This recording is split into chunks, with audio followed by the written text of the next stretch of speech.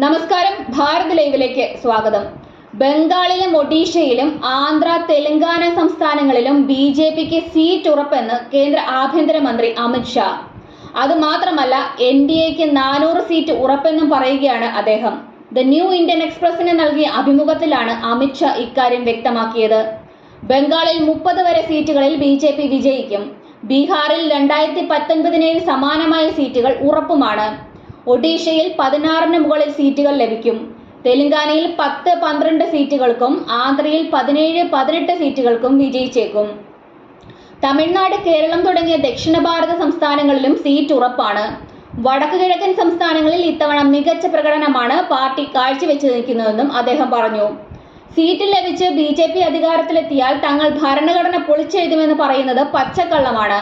കോൺഗ്രസ് ആണ് കർണാടകയിലും തെലങ്കാനയിലും പട്ടികജാതി പട്ടികവർഗ OBC കോട്ട വെട്ടിക്കുറച്ച് മുസ്ലിങ്ങൾക്ക് സംവരണം നൽകിയത്. ഒരു സർവേയും നടത്താതെയാണ് കർണാടകയിൽ മുസ്ലിം സമുദായം മുഴുവൻ പിന്നോക്കമാണെന്ന് പ്രഖ്യാപിച്ച് സംവരണം കൊണ്ടുവന്നത്. രാമക്ഷേത്രത്തെ തെരഞ്ഞെടുപ്പ് വിഷയമാക്കി ബി.ജെ.പി ഒരിക്കലും കണ്ടിട്ടില്ല.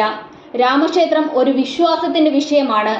രാമജന്മഭൂമിയിലെ ക്ഷേത്ര നിർമ്മാണം വർഷങ്ങളോളം തടസ്സപ്പെടുത്തിയതും കോൺഗ്രസ് ആണെന്ന് ജനങ്ങൾക്കെല്ലാം അറിയുന്ന കാര്യമാണെന്നും അമിത് ഷാ പറയുകയുണ്ടായി.